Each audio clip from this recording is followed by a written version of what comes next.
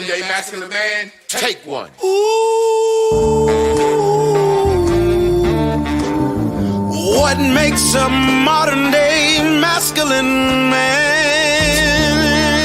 When you drink your liquor straight, a modern day masculine man. I pay all the bills and I tells my woman the truth. Got my shit together, do what I wanna do, say what I wanna say. I won't break you, are not me, and I am not you. I can be real, so now I can do what I wanna do. Modern masculine man. Welcome to Man School. Welcome to the Modern Masculine Man Podcast, Mitch. Woo!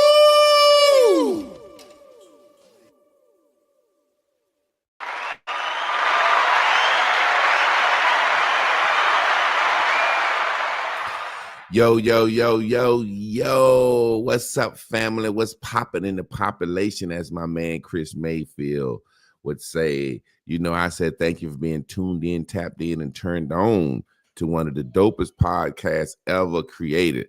I'm here on another live Tuesday with my guy, Mr. Trab Perry. What's up, man? What's up, man? Feeling good, ready to have a powerful night tonight. Yes, sir. How your week been going so far? This is the day before hump day. I call it the rising of the deal day. Man, I'm coming up the hill over the hump and I feel good. I'm full. With everything going on in the world, we all know what it takes. But I created a video today for me and your song called Hey Black Dress. Yes. Man, I challenged myself, man. I sat down and I say, Trab, if you put enough attention to it, you're going to figure it out. And I figured it out to make an animation video for our message. Yeah. And for me, in my world, man, I hung something up on that to say I'm proud of myself. And I want to take that momentum and ride it all the way through the show, dog. I promise you. Well, I'm proud of you too, man, because I think that's a beautiful song. I think it's well written. I think you sing the hell out of the hook. I think it's got a wonderful message. And it's something that I always wanted to see a visual for. And for you to be able to do that with an animation, you know what I'm saying? It made me proud. And like I said, the brother told me last week that he was proud of me and like made me cry, man. So I'm letting you know I'm proud of you, brother, for what you did. Come on, man. Before we get started this week, man, I just want to say it's been a beautiful thing doing this podcast. And if you can hear us say yay, yay, you tuned in, tapped in, and turned on. But man, it's been a beautiful thing doing this podcast. My guy just disappeared. Let me see where my guy go. Trab, my guy just disappeared. He must have hit the wrong button or something. We're going to see what's going on with my guy and what happened. He should be reappearing in a minute now. Let me send him this link again. Invite guest. Matter of fact, let me call my guy just to make sure everything's good with him. Okay, there you go. He just popped back up. Like I said, you must have hit the wrong button or something. Yeah. I'm sorry, my bad. I don't know what happened, man. He done morphed up out of here like Star Trek. Remember they used to say, beam me up, Scotty, and motherfucker just disappear. Yeah, man. I saw this thing on the internet today, and I figured you'd be the perfect guy to talk about it because you got a teenage son and a teenage daughter. Basically, it was a young man and a young girl on the side of the road. They were kissing, and he had the little girl's butt gripped up. You know what I'm saying? And her daddy walked up, and the daddy made the little girl get in the car, and then he went over to the little boy. You know, he was checking the little boy, and then he kind of got angry with him, like, do something, motherfucker, do something. And he was in the little boy's face. You know what I'm saying? I don't remember if he hit him. I think he might have slapped him or something. Did you see the video? Yeah. I commented on the video. Yeah. I know I saw your comment, so I said I thought that'll be a perfect situation. Your comment, I'll let you say your comment, but describe what did you say you saw? I saw a little boy kissing a little girl. He had her gripped up on the butt. Daddy pulled up, upset, made the little girl get in the car, rolled over to the little boy, was like, man, basically stay the fuck away from my daughter. Got a little aggressive with him, slapped him upside the head or some shit. It didn't look like he hit him hard, but I guess you know what I'm saying. You tell me what you saw from your version, and then tell me how you feel about that. Because you made an interesting comment that I totally disagree with. Well, I saw just like you just explained it. But I empathize with the father, who obviously was at a level of frustration, and he looked like he could have been the grandfather. And then another thing that was peculiar about it, this wasn't an American. Yeah, he sounded African. They were somewhere else. So it shows you that the truth is universal. But I empathize with whatever frustration that is that would make a father feel is that urgent to that point. Now, according to the video in the comments, everybody was commenting whether the father was wrong. And everybody was saying he was wrong, he was wrong, he was wrong. And like I say, but nobody empathized on it. Had to get to a level of frustration and desperation that he felt. And sometimes it ain't about being right or wrong, but can you empathize with that as a man looking in that situation? Like you said, I got a teenage daughter. I just had a conversation with men a week ago. We was talking about how do you deal with your teenage daughter when she coming into her sex appeal? See, we talking about the stages that any teenage daughter go through that could be sitting on a corner with somebody groping her ass, kissing her, and everybody know that's your daughter.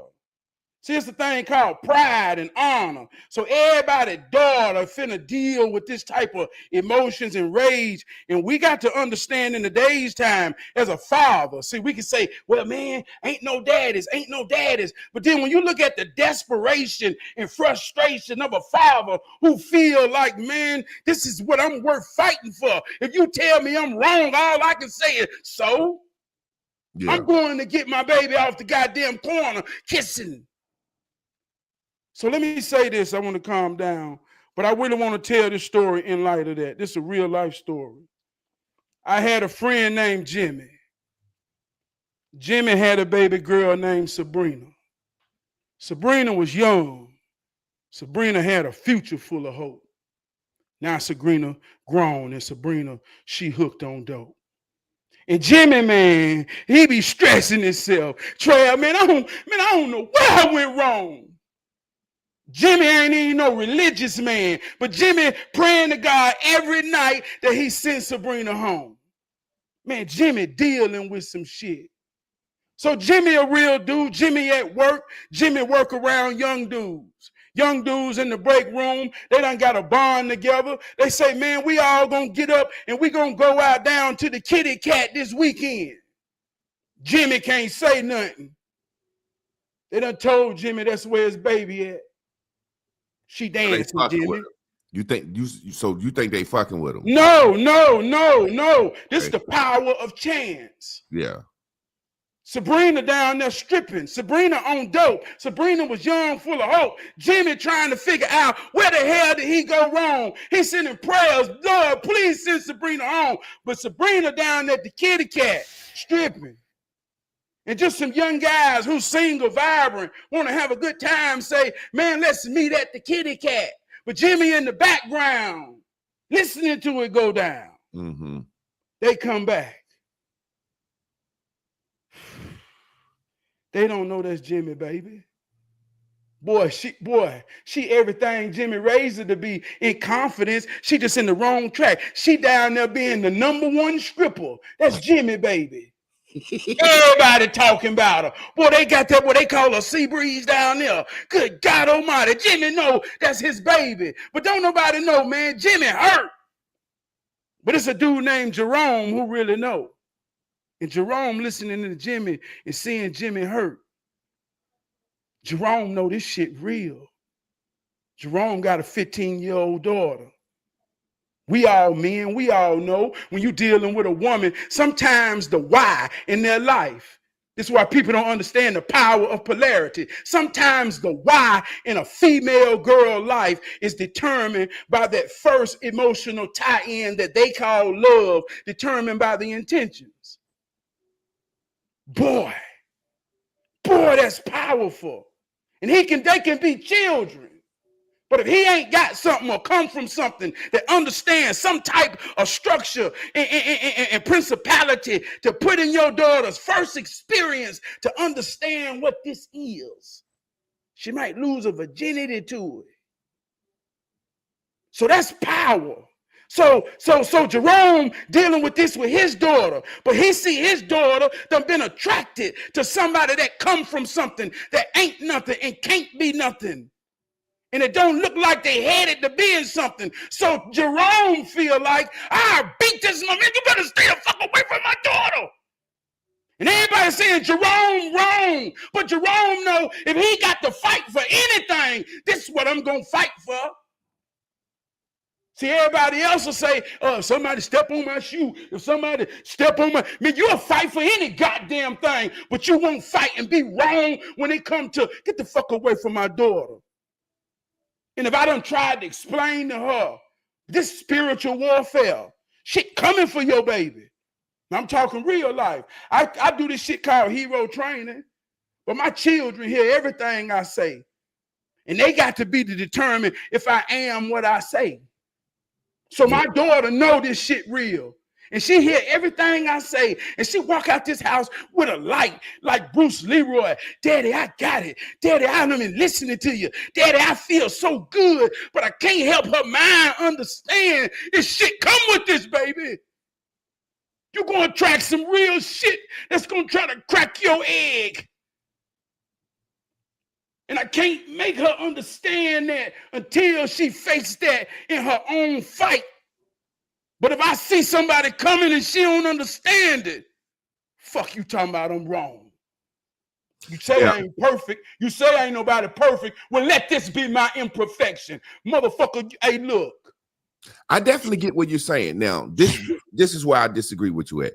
Now, let's reverse the situation. That's your son out there, young man kissing a girl, and he come home and said, Daddy, motherfucking grown man rolled up on me and slapped me up for kissing his daughter, and I'm a teenager. What do you do? Now this real life shit. Cause I ain't no motherfucker, or I'm gonna say this.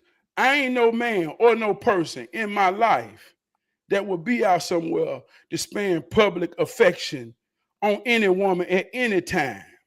Yeah. That's called respect. Yeah. So I'm gonna hold that standard to my son. So you telling me you, like you said, ain't nobody, ain't no boy finna stand in front of my house and in no type of way with my daughter.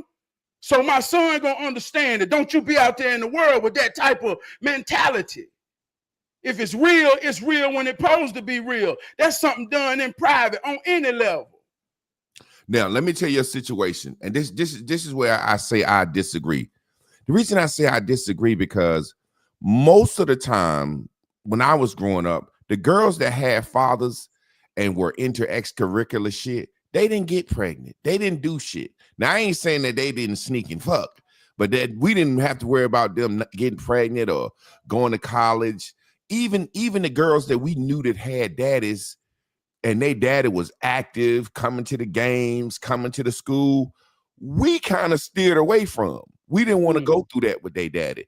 But I will say this, and Trav, somebody wants to say it's for you. I'm assuming they talking to you saying answer the question. I thought you answered the question, but they must have didn't get it. I answered another way. Tell them to state the question. I answered another way. Yeah, I thought you were saying what I heard. You didn't taught your son not to be kissing on nobody in public, and if I thought you was basically saying, yeah, you're gonna tell your son, God damn it, you shouldn't have been doing it. That's what I thought. Yeah. That's respect. Answer the question for the brother. Yeah, that's what I would tell my son, and that's what my son see and understand. Public affection is a thing that has to go into respect, and there's a spectrum on that. You don't be out nowhere groping your woman. Man, come on. Yeah, that's what I'm gonna tell my son. So if he disrespects, if he said, Daddy, this motherfucker slapped me upside the head 3 times for kissing on his daughter, you're gonna say, son, well, that's a father, and I would do the same thing for your sister. That's what you're saying. Yeah, it's gonna be a whole context, Yeah, I see what you said. and like I say, me and you can get on here and talk about how low life and fuckery it is to be a dope dealing nigga that will fuck up your community and destroy women. Only thing a street nigga ever did was break women and destroy women. We can talk statistically about how all of this shit works. So when we can intellectually understand this shit, and then when we see a seed of that trying to get your daughter or putting your daughter in a situation to the same way, you gonna tell me now I got to know all of this shit and it don't mean nothing when I watch my daughter in the face of, I can't protect her. Now, Trav, this is why I say what we disagree with. Now, the reason I say I did, let me tell you a quick story, and then I'm gonna comment on what Crook said, and you can respond to him too.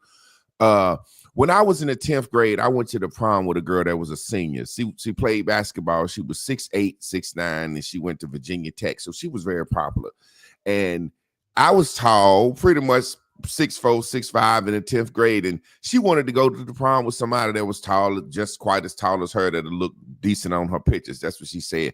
But she used to always joke with me, said, when we go to the prom, I'm gonna drown you. I don't know if you remember that. That's something that girls used to say back in the day. I'm gonna drown you with this pussy. And I was scared. This girl tall, you know what I'm saying? I'm thinking if they tall, they deep. I'm just a young man with not a lot of experience.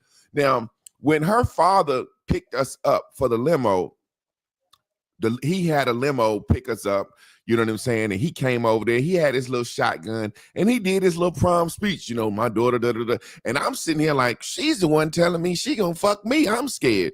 And after he gave his speech about don't fuck his daughter, it gave me the courage to fuck his daughter. Now, what I'm saying is this real shit. You just the example you just gave. You just went into a lot of context of, you gave the example of the drug dealer, and I get what you're saying, but we don't know what this situation was. All we know, it looked like a little boy kissing a little girl. The point I'm making is this. After that girl's father did all his little talk to me, you know what she said to me? I'm sorry. I'll make it up to you. I believe if that girl really liked that little boy that's on the corner, the next time she see that little boy, she gonna give him some pussy to apologize to him for what her daddy did. Yeah. One thing you ain't gonna do is you're not gonna get around puberty. Now, what I'm saying is, as a father, I hope that most fathers have done the pre-work to prevent this stuff. We ain't saying that a little girl ain't gonna kiss, but I hope that most fathers have done the pre-work to where, like you said, you teaching your son, man, don't be doing all that kissing in public, holding hands and all that shit. That shit can get you in trouble. So I hope most fathers have done the pre-work. And I understand the frustration, but only thing I'm saying is hitting the little boy is a situation where he can go to jail or hell. Because you don't know what a man gonna do. You done ran up on him and slapped his son up. But as far as him sitting down, hey, little man, I don't see, in reality, I don't see nothing he can do but talk to his daughter, because you see what I'm saying? Let me say this real quick. And I thought this was crazy. And then we'll get more into it, because I got a daughter, you know what I'm saying? And T.I., I saw this thing where T.I. was taking his daughter. It was his daughter. I think it was his stepdaughter. She wasn't his real daughter. Taking her to get her hymen checked every year to make sure she is still virgin. I just thought that was real fucking weird, man. Like, I just thought that was real fucking stupid. Like, it made me feel like he wanted his daughter, or why are you that concerned? I understand you concerned and you want her to, be chaste and whatever, but you checking her to get her hymen checked, that, you know what I'm saying? Like, you can't guard that. So, but go back into your point, because one of the brothers says, I'm pretty sure you got a rebuttal, like I said, because like I said, you having a son and a daughter. So at this age, and like you said, every now and then, like I had my goddaughter, and she's not my daughter, but I raised her and I love her and I love her like a daughter. But I noticed when she began to get pretty, and when I looked at her and said, whoa, my little goddaughter fine as hell. You know what I'm saying? And I've always talked to her real, but I guess it was easier for me because she want my child. I would always tell her about what boys want, what they looking for, what they into, da da da da da da. And she happened to get her a nice little boyfriend now. She got her own place. They do their thing. You know, I don't know what they doing, but she ain't pregnant. And she ain't fucked up in the game. So I guess it was easier for me to talk to her about these things because she wasn't my daughter. I didn't have that actual like, damn, if my daughter get pregnant, you know what I'm saying? Because I imagine that's something that men think about with teenagers if they not like, I doubt if you walk around worried about your daughter getting pregnant or worried about your son getting somebody pregnant, if you feel like you on point as a father, but that don't mean that you damn don't. So speak on that, man, because it's a very complex situation. Yeah, and let me say this. I can't see the comments, but as far as anybody commenting, comments up so you can see them. Can you see that? In terms of it being a rebuttal or not, it ain't about right or wrong. This is a perspective, because at the end of the day, I would assume that anybody who's paying us attention has something in common, and this is real fatherhood. So, like I say, ain't nobody above the bullshit. This is some bullshit that we all probably will have or may have to deal with when we dealing with a young lady in 2025 that's entering these thresholds of emotions. But one thing we got to keep and realize about social media in a video, see, everything has a process. Yeah. So when you look at a situation and you realize you got to examine the slip, not the fall. Yeah. If ain't nobody above the bullshit, what type of frustration? Cause yeah, I talk to my daughter. I got a good relationship. I want to coach my daughter and believe and understand that she'll make the best decisions she can make in her life. She know respect. She know what me and her mama showed her. So I just got to have faith and believe in that. Yeah. But everybody real until shit get real. I will say this, no matter what, like you did say in your comment, the father's damned if he do, he damned if he don't. Because it's a situation where no matter what happened, you're gonna be to blame. Hey, look. If you don't see, man, we talk about manhood. And this why it's a rare thing. Because it comes with accountability. Mm-hmm. Man, it comes with a lot of weight. It comes with being the asshole in your own home because they don't understand the detriment of making wrong choices. Yeah. See, I don't know about everybody else, but I was a teenager. And I was a hell of a teenager.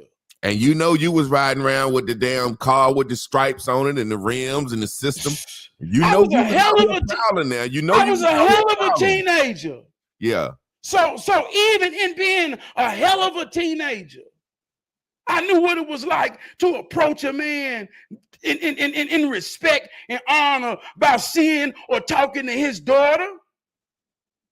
I understood that imposture, how to deal with a young lady father. Yes, sir. Or just a man. I got a daddy. I saw this. I got sisters. I got aunts. I know how it works. But when somebody don't understand how it works, see, you got middle class people right now, probably that's listening to us. That we hear about food stamps, but we don't know nothing about that. We think us and our children are better than a whole different class. Yeah. You send your children to public school. It's a video the other day, the little boy, the little girl watched her mom and daddy fight like a motherfucker over a charger. Mm-hmm. Man, she gets something downloaded in her soul. And she got to go to school with your middle class ass son. And it's something about her that make him know she's sad and he can make her smile. And you don't know and realize the same people you thought you was better than done been tied to your ass. Yeah, we're gonna talk about that. You see how that worked, though, man? So Yeah. when people see this, it's a reason my grandmama and my granddaddy ask me or ask somebody what's their last name, so they can know who you bringing home, who you dealing with, where they come from, what they a part of, what they known for. Man, that means something. Yeah, because I remember when I was growing up, there was some girls in my hometown, the Hargroves and the Bullocks. And you know, my damn, I done said their last names, but fuck it. I mean, they know their family's crest. They know what people say about their family. The Hargroves and the Bullocks. My uncle was just like, don't fuck with them Hargroves or them Bullock girls. You know what I'm saying? Always told us to stay away from these girls. And I'm pretty sure those girls, you know, parents told them or whatever, but you know, just to wear that. Me personally, I have a different, you know, because I'm gonna ask you about that. I have a special needs daughter right now. She's nonverbal, so you know, I'm manifesting her to have the most regularless motherfucker life as possible, but I don't know right now. So you know, I was talking to my brother, and he was like, you know, and you know, my brother got 2 daughters, and he was like, you know, as hard as it was for him, he was like, the best thing he could do was teach his daughters how to cook and sew and be submissive, and you know, they beautiful girls. And he was like, he said something, I agree. He said, man, I always hope my daughters met a good dude that's about 10 years older than them that want to make them a stay-at-home mother. You know what I'm saying? As hard as it is, I kind of agree with him, man. You know, I think a lot of men look at their daughter based on how they was. You know, me personally, I ain't never told no woman no lies. You know, I was always honest.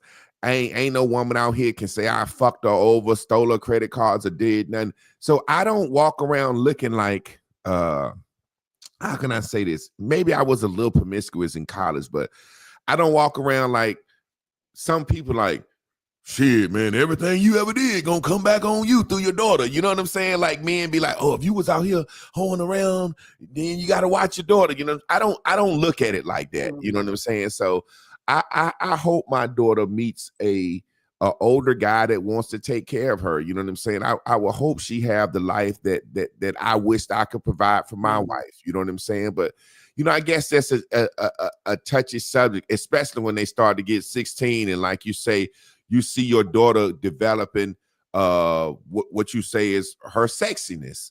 And it's gonna be a motherfucking predator out there. You know, I remember one of my brother's friends, you know, that we grew up with tried to holler at his daughter, and she was about 26, but he was 50 something.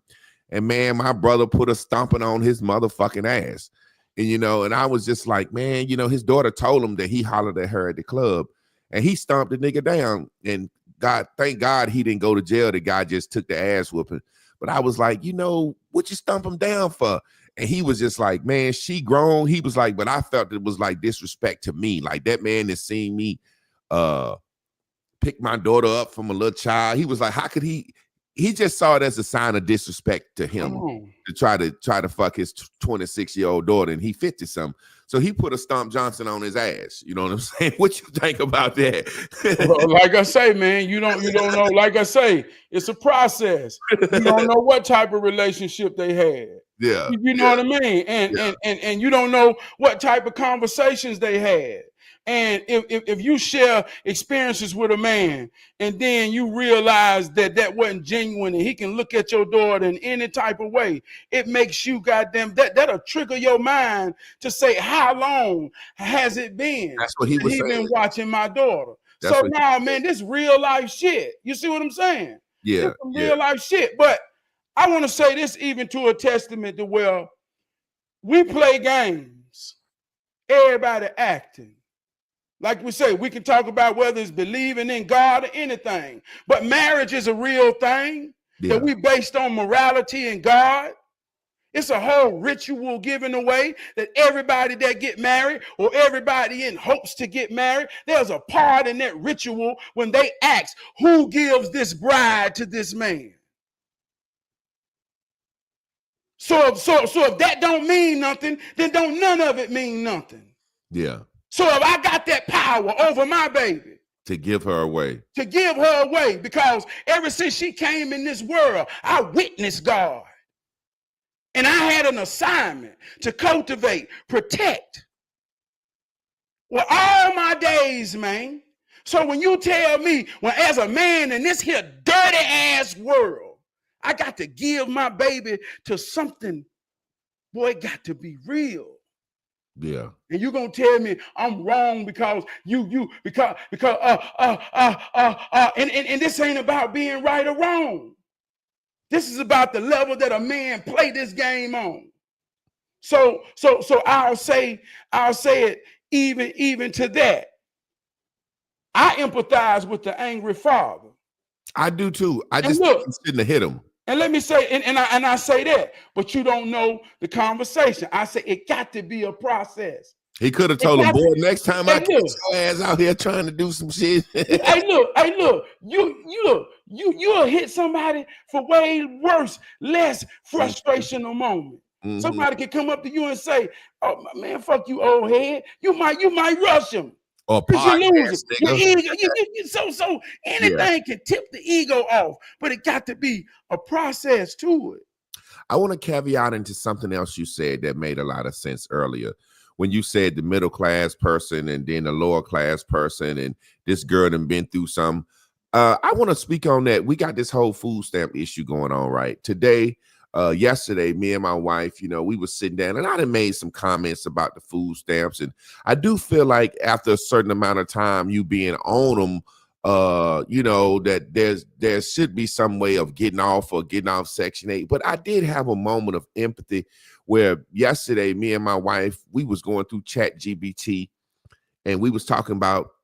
My wife was showing me how this shit can tailor your diet and and what you should eat for your blood type and all this shit. So I'm talking to it, telling it what I want to eat and how I love ramen noodles and this, that, and the other.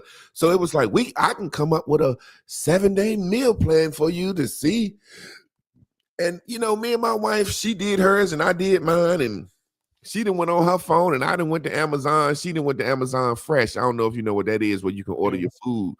And I done just picked out every motherfucking thing I wanted to eat on the list. You know what I'm saying? And she done picked out everything she wanted to eat. And when my grocery list come through, my grocery list like 130. Her grocery list like 105.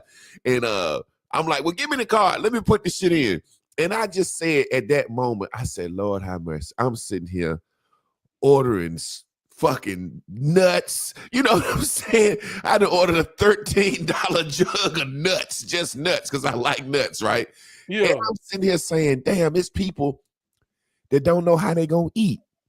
And when me and my wife was having this conversation, I want to ask you something. I remember my granddaddy said a white man killed his mule. I felt like I heard the story before. I think my granddaddy was making up some bullshit he saw on an old movie or something, because I felt like I seen this shit and said, that's what happened to my granddaddy. He said, maybe granddaddy stole this shit. But long story short, my granddaddy had a mule, and this is my great-grandfather. He said he came home and somebody had shot his mule. And he go around looking. And he said the white man came by and said, well, I heard you're looking for somebody that shot your mule. I don't want you to do nothing bad. I'm just let you know I did it. And my granddaddy says, what the fuck you kill my mule for? And he said, I can't just stand the fact that a black man got a mule and I don't got one. And that's what my granddaddy told me. I felt like I seen that shit in a movie or dreamed that story. Long story short, sometime when we middle class, having a class up under us to look down on makes us feel good or feel like we speak on that. Well, you said something that I ain't know where you was going, but like you said, that little middle class boy can look at that little poor girl and tell what he need to say. Speak on that, and just speak on just how, how as a man, I felt blessed, and I ordered my daughter a special menu. I felt blessed just to be able to provide for my family. You said some shit to me one time that made me really reevaluate. You said when you in the grocery store shopping for your family and grabbing all the Oreos and your favorite snacks or whatever the fuck your children want makes you feel good. It's like flexing. Speak on that, man. On the real side, even when you talk about racism in 2025, it's rhetoric in a sense because classism is the mascara and makeup that hides America's racism in 2025. Mm-hmm. And what I mean by that is, and I can say I'm from Charlotte, North Carolina.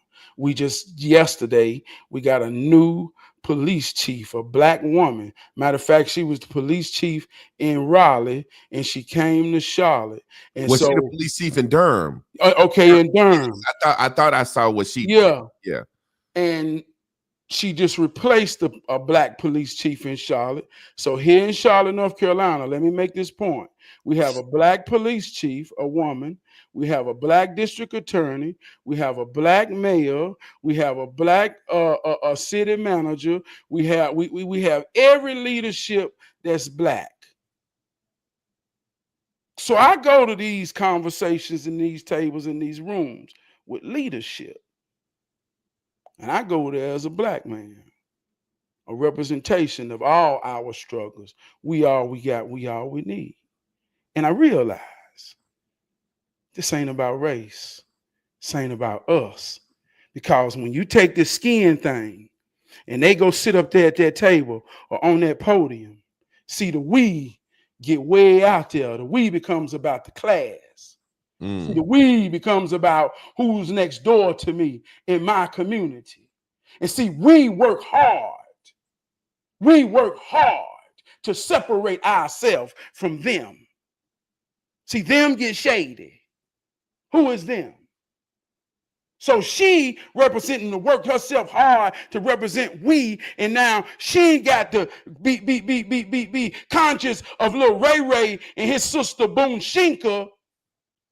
But at the end of the day, her daughter, Olivia, and her son, Brian, she worked hard to keep them away from Ray Ray and Bushinka. And through the parameters of nobody's above the bullshit, like you say, marginalizing it, they have worked hard to marginalize their children's lives to never be in the same circumstances with Ray Ray and his sister, Bunshika. See, a lot of people talking about food stamps and if they're going to get them or not. But if they don't, are you close enough to somebody to go help them? Some people don't even know nobody. They just know this shit to be real on social media. Mm-hmm. They don't care enough. They don't know. No, they literally. And you know what, Trab? Come on, man. I'm gonna be honest. I'm gonna be honest. I ain't mean to cut you off. You just made a good point, and I have to be honest. And I speak about it, but I don't know nobody on food stamps. It's like law of attraction in your circle. I don't know no deadbeat daddies. I don't know. I don't have a friend that's on child support. Everybody that I was friends with are either married in the house with their kids, or if they divorce, they quarterback in that situation. You know, they college educated, they understand they don't want the white man in their business. I don't know nobody. Like I literally, I've always helped the homeless, and I do stuff now, you know, in the community. But I do it.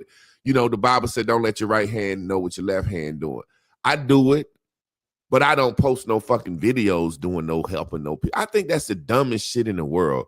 Hey, look at me, I'm out here doing some shit. I think that's so dumb, because I remember when I used to feed the homeless with this church, and I wasn't even a church person, but I could cook. They had a church big ass kitchen. I loved to go in there. They had the big ass boilers, and I like cooking in their facility. So I remember doing the cooking, and me and my wife would feed, and it would be outside of her hair salon. And we did this every Wednesday and Saturday for 3 years. I dedicated myself to cooking every Wednesday and Saturday for 3 years. And I loved doing it. But I just remember so many people coming out there that I would ask, you know, you want to come out here and help me feed the homeless, or you want to bring some clothes? And people would just be taking pictures of themselves giving. And I could just remember saying to myself, if I was homeless and somebody had a fucking tent or a blanket that I needed, I wouldn't tell them, hell no, don't put me on that camera. It's like my pride would go out the window. So I hate to see people taking pictures of what they doing to help the poor. But the point I'm making is, most of us have isolated ourselves and moved to a neighborhood, and like you said, worked hard to become a we that's not affiliated with they. You see what I'm saying? I saw the video of your damn yard. I said, this nigga got a nice yard. Your yard was good enough to let me know you live with them white folks. Go ahead, home. Go ahead. I know what a nigga live with white folks. So how do you feel about, do your kids go to public school, or are you sending them to public school? What are you doing to try to, because I know as much as we try to be Black power and this, that, and the other, there is a level of separation where we see ourselves as separate, meaning we say, I'm middle class, I'm trying to help them. You know what I'm saying? But even in trying to help them, there is a level of separation. What do you feel about that? Man, we all we got, we all we need. As much as I can say it's real, I got a concept that I call grandmama house.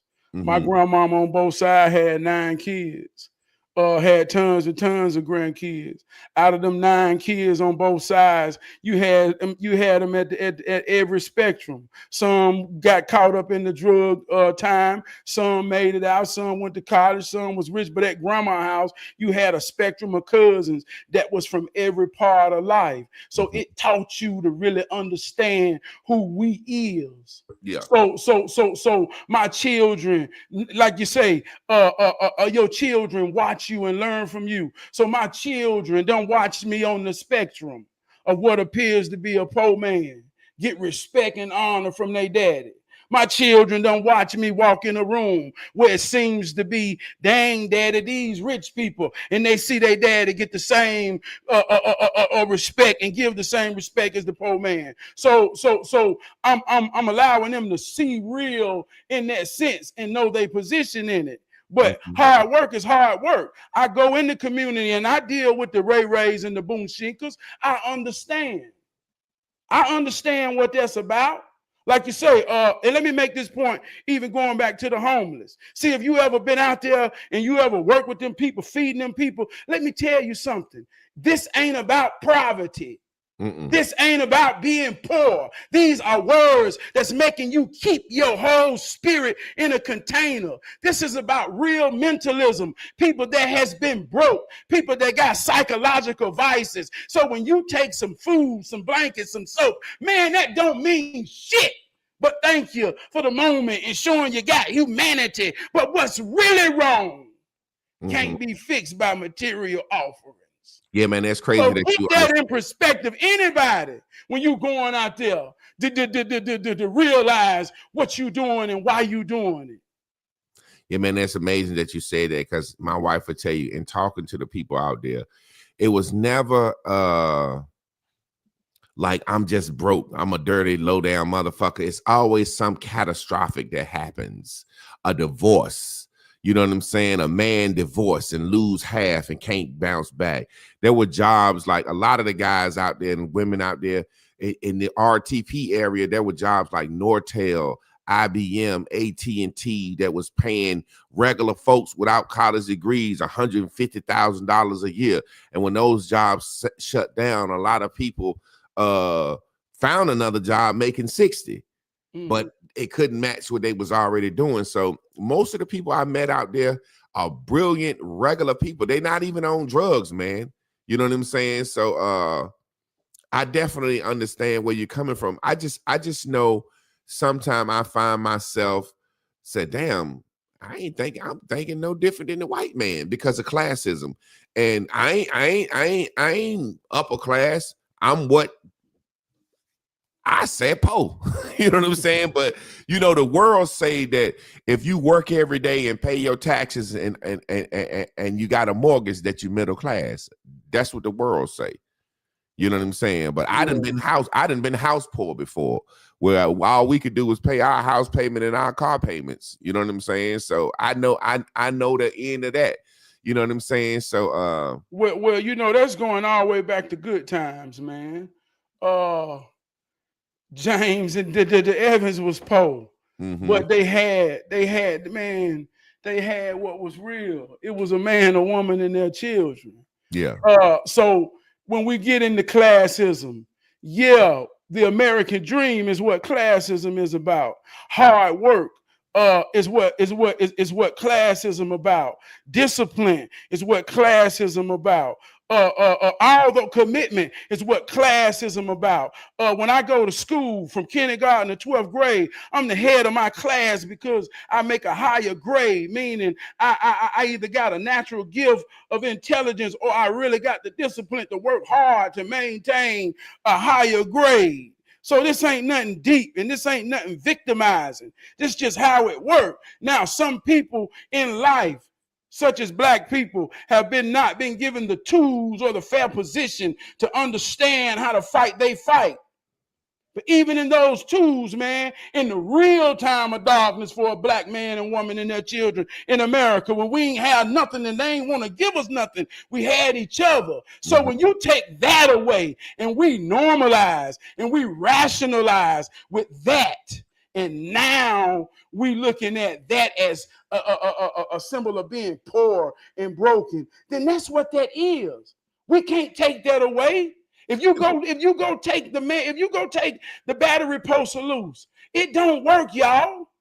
So when we watching a woman who's struggling without a man or who got children and there's no father there for them children, fuck child support, fuck food stamps, fuck all the material things. Man, do we believe in God, the soul, or are we just playing? Oh, that shit means something in real life.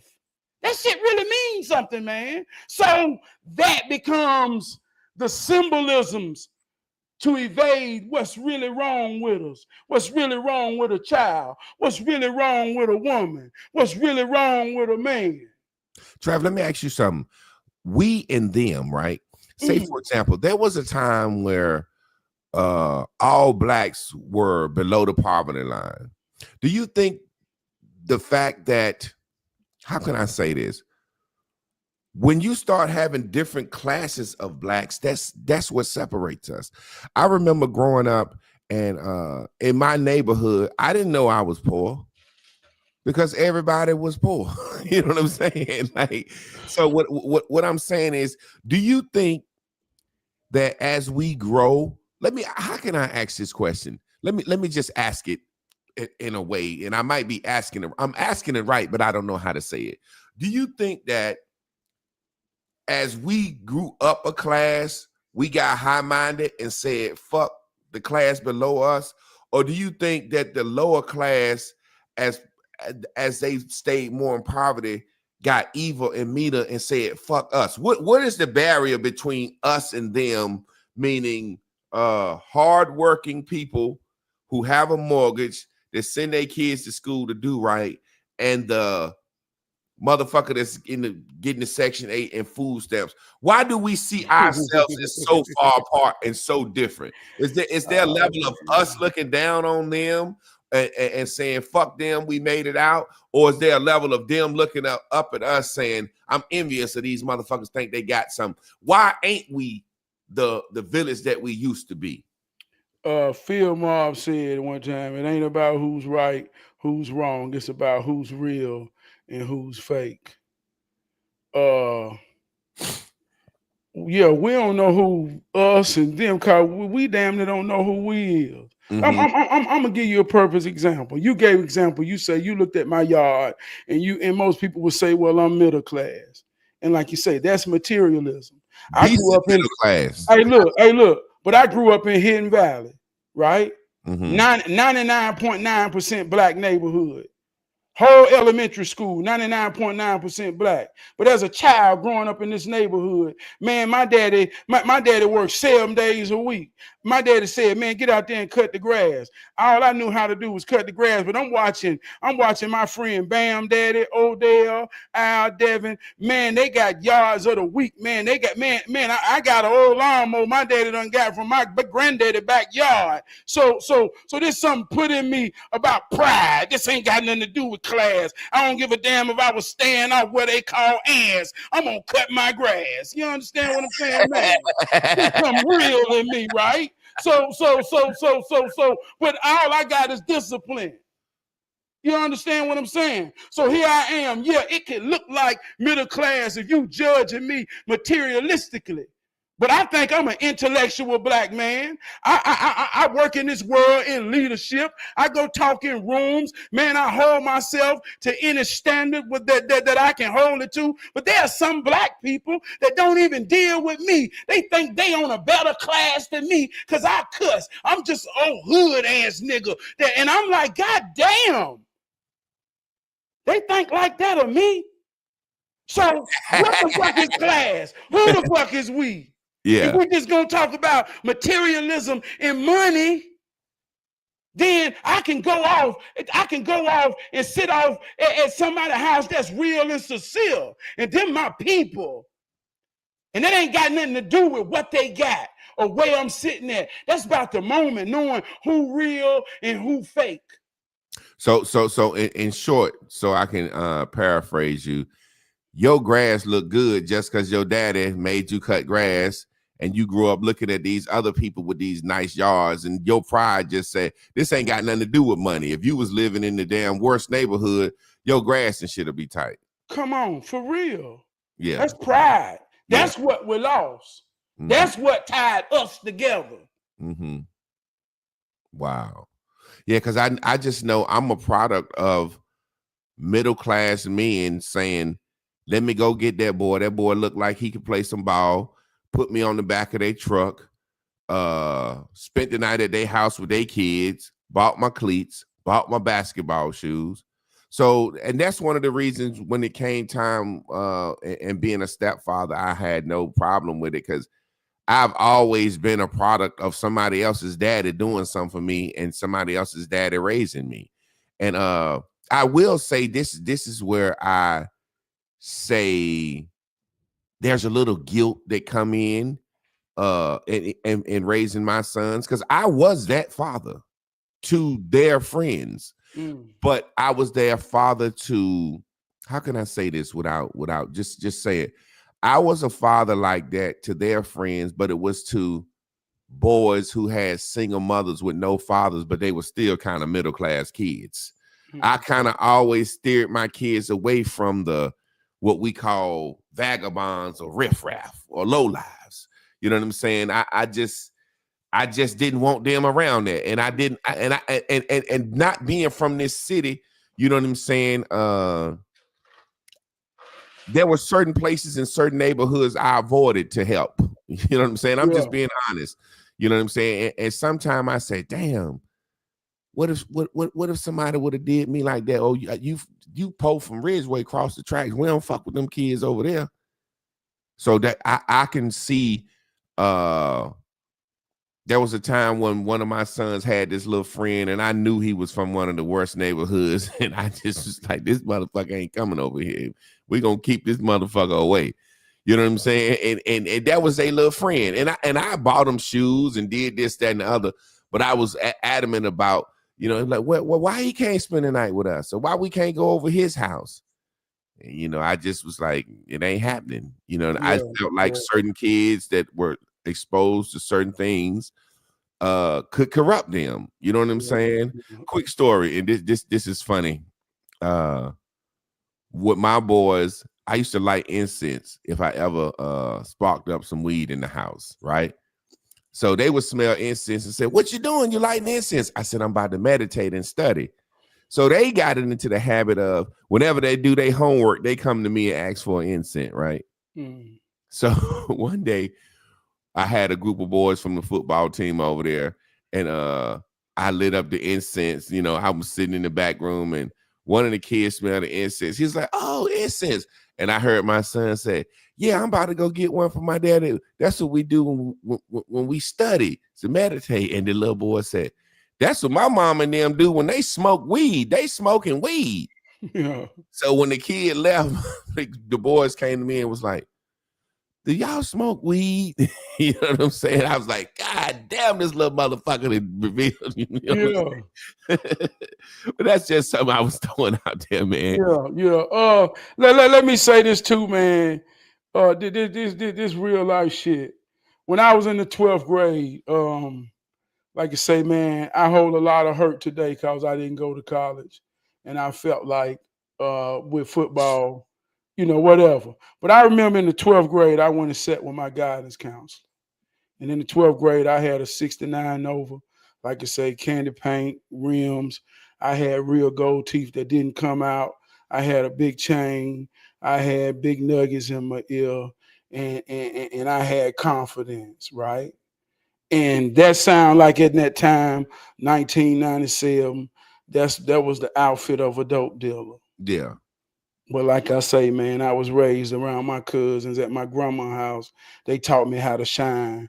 But I worked at McDonald's, Captain D's, Red Lobster while I was in high school. And on my off days, man, I was a thorough child barber that could cut hair all day on a Saturday and people still waiting. So money came to me just being who I was. Yeah. And I wanted to shine. And I shined. So when I sat in there with my guidance counselor, academically gifted, football star, never been in trouble, never drank, never do anything wrong, the idealistic, but I just like to shine. And he looked at me and spit in my face because all he saw was a young dope dealer. A little dope nigga. Yeah.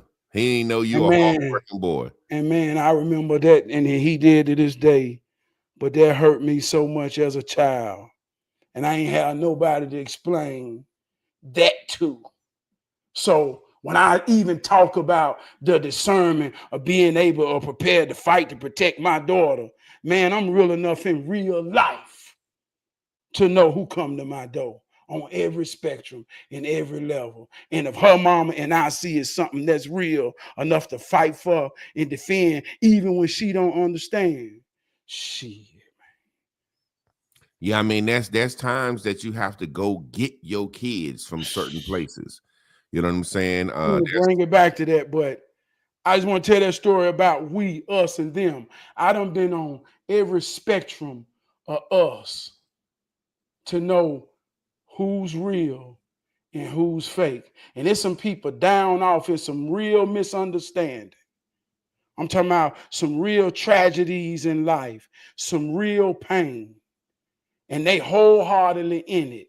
Don't know how they got there, don't know which way they want to go out, but they real in their soul enough to bear their soul to say, man, hey man, I'm trying.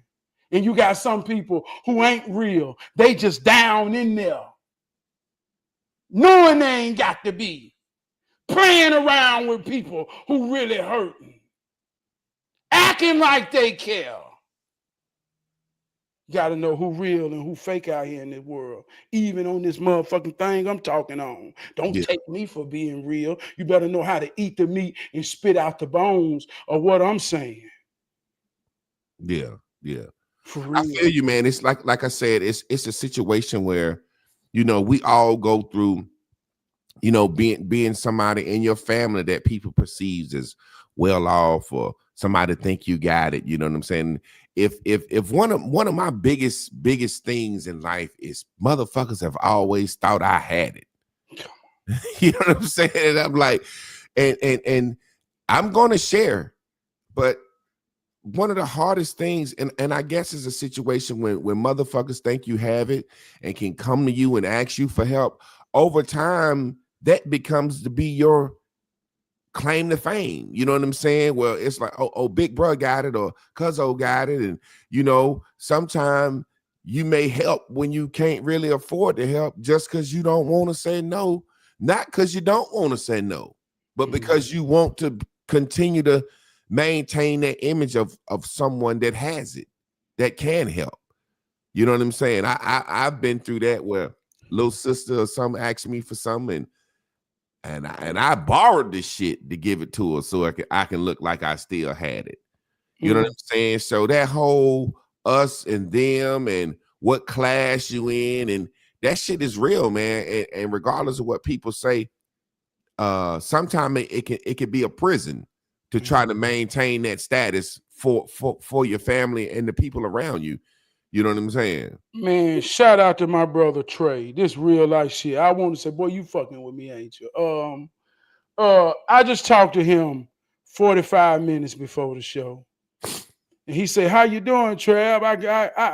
I sound like I can hear some frustration." And I used to work with him for 14 years. Man, he was like my therapist. And I say, "Man, same old thing, same old thing." He said, "Man, it's real simple why you go through some of the things you go through." I say, "What?" He said, "Well, look at it like this, Trab. You're around people that make more than you and have more than you in their mind, but they can't figure out why you happier than them. And man, you ain't gonna never beat that fight until you get out of that and know you more than that." That's envy. That's real jealousy. When somebody got more than you. See, we could say, if we had a little bit more money, we could do this, we could do that. If I had a little bit more security, man, I'll be free. Well, it's people with money and security that's looking at you envious and jealous. Because, see, you got something that money can't buy. And the reason you got it, because you ain't got the money to buy it. So you got to have it. Say you old enough for your motherfucker wants not to hurt you. So if you're going to be happy, you better be happy. So you got it. And you got to know you got it, because you can't get it because you ain't got enough money for what you really think it is. So you got to have it. And when you really got it, it comes out of you in a light. It comes out of in your eyes. It comes out of your ears. It comes out of your mouth. And you got people around you who know that they think they better than you because they got what you struggle for, but they ain't got it. It's on the inside. You know what's crazy, man? For me to get out of here, a quick story. I got a homeboy, and I call him my homeboy, but we didn't fell out. Over time, I guess he just always compared his life to me. When we was in college, he want to be better than me in sports. He want to get more girls than me. He just want to be better than me. And his house is a lot bigger than mine. And the last time, I might have told this story.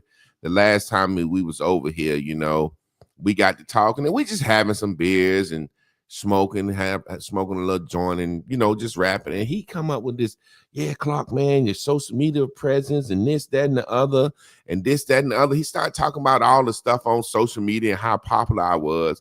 And I'm like, that shit means nothing to me. I'm trying to get more popular. I'm trying to reach my people. I'm trying to change. I want my name to go down in history. And he was like, "Yeah, you got this. And then he was like, "When you think about getting a new house?" And I said, "Well, shit, my son's grown. I got a daughter who got an extra bedroom. Like, well, I don't want no fucking new house right now. If shit pop, I'm gonna get a new house." And he was talking about his house, and I just saw him comparing us. Come on. And I say, "Hey, man," I said, "Why the fuck you always seem like you comparing us?" He was like, "Well, I said, "Man, you got a big house that you work 60 hours a week to maintain. You don't even get to sleep in the bed with your woman. You don't even be around your kids. You think I'm jealous of your house?" I said, "All you do is talk about how your marriage is on the rocks and my marriage is great." I said, "Why are you bringing up your house, man?" I said, "I think you fucking low-key jealous that I'm happy and I got less than you." And he was like, "Well, da, da, da, da, da." And after that, got kind of quiet. And I toast him up the last bit. "All right, dog, I'm about to goddamn turn it in." And he left. And we ain't spoke since. We ain't spoke since. And this been almost 2 years. And this was somebody I really called my friend. But as we got older, he realized that his job and his money and his house wasn't making him happy. His kids and fucking don't talk to him. His fucking life is in shambles, but he got a big ass house in Briar Creek. And the funny thing is, I always say when my ship come in, I'm moving to Briar Creek. That's where I want to live at. You know what I'm saying? But yeah, man, it's amazing how we can separate ourselves from us and them and use the class to do it. But sometimes it ain't even class. It's about who we perceive as happy and who we perceive as unhappy. But Travis, about that time, man. Wrap us up, man. Wrap us up. Give us something to go home with. It ain't about who's right or who's wrong. It's about who's real, who's fake. Be careful when a naked person offer you a shirt. When I say naked, I'm talking about, man, when you get real in the moment. Like we say, the soul can't keep no secret that behavior won't reveal. If something happens when the moment when people get real, you see them naked. They can't hide behind nothing. Mm. Be Now, I'm gonna take careful. that with me, man. Be careful when a naked motherfucker offer you a shirt. For real, dog. Know what's real. Know who real, man. And when you feel it and you know when it's there, always stay in the moment. Always make that your what they call that. Make them your barriers. In order to get inside of it, they gotta take off whatever it ain't to get inside of it. And I promise you, this shit's so real that it'll show you it's real because a week later somebody will say, "Hey, I saw you at Walmart last week." And you say, "Why you ain't say nothing?" They wasn't ready to take off whatever fuck they had on. Hey, man, people all the time, man. People say to me all the time, "Hey, bro, you that nigga on Facebook, you that nigga such and such. I saw you this, or I saw you that." Or people come to me and tell me 10 videos I made. I said, "Bro, you ain't comment, you ain't like her. Man, I fuck with you, I don't fuck with you," and just let me know how they feel. And I'll be like, why you still watching me if you don't like me? You know what I'm saying? If I don't like something, I don't give it no interest. I could be scrolling down my timeline, I see some Hebrew Israelite shit, I speed up. Oh no, I don't jump on it. You motherfucking Hebrew Israelites don't know what you talking about. I speed up when I see some dumb shit. Yeah. Y'all stay tuned in, tapped in, turned on. Me and Miss Carla gonna be in here tomorrow for Brandon Waving Wednesdays. Trab is gonna be on Facebook 9:30 for hero training. Y'all stay tuned in, tapped in, turned on, and we appreciate y'all and we thank y'all for coming out. Holy ground.